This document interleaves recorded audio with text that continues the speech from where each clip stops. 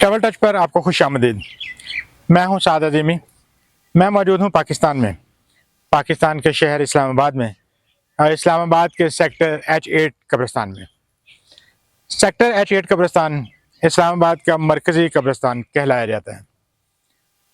Sector H8 قبرستان میں پاکستان کی وہ نابغہ روزگار ہستیاں مدفون ہیں جنہوں نے نہ صرف پاکستان بلکہ برصغیر پاک و ہند اور بین الاقوامی سطح پر پاکستان کا نام روشن کیا اور اپنی شناخت قائم کی۔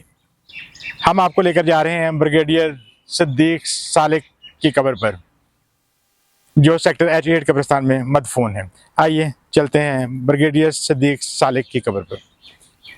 بریگیڈیئر صدیق سالک صاحب 6 ستمبر 1935 کو گجرات کھاریاں میں پیدا ہوئے۔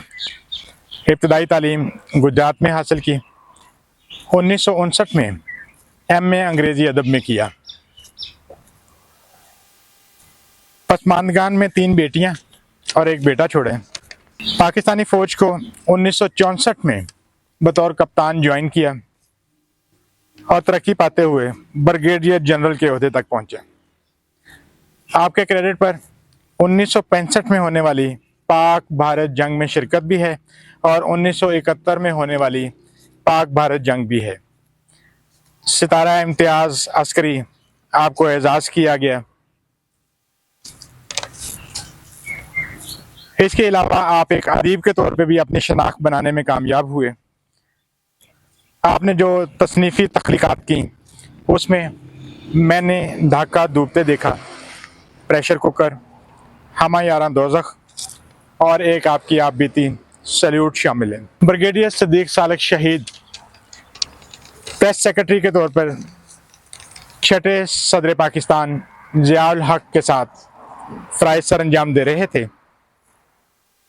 جب 17 اگست 1988 میں سانحہ بہاولپور جس طیارے میں صدر پاکستان اور بریگیڈیئر صدیق سالک شہید سوار تھے، حادثاتی طور پر اس جہاز میں آپ کی شہادت ہوئی۔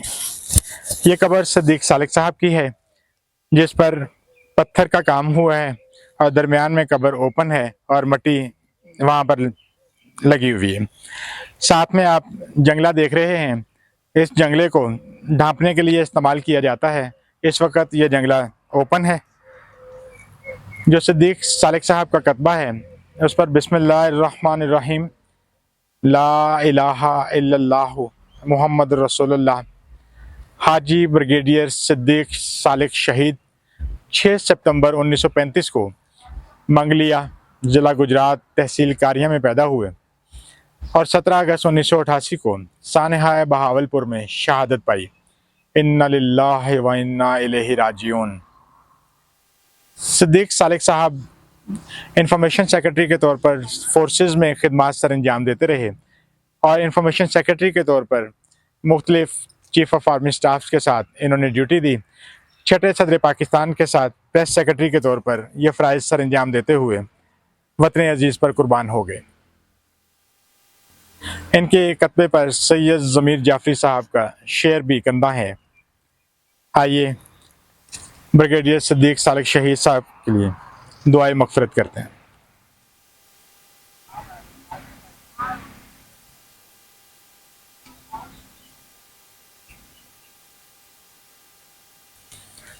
اللہ کریم بریگیڈیئر صدیق سالک شہید کی مغفرت فرمائے۔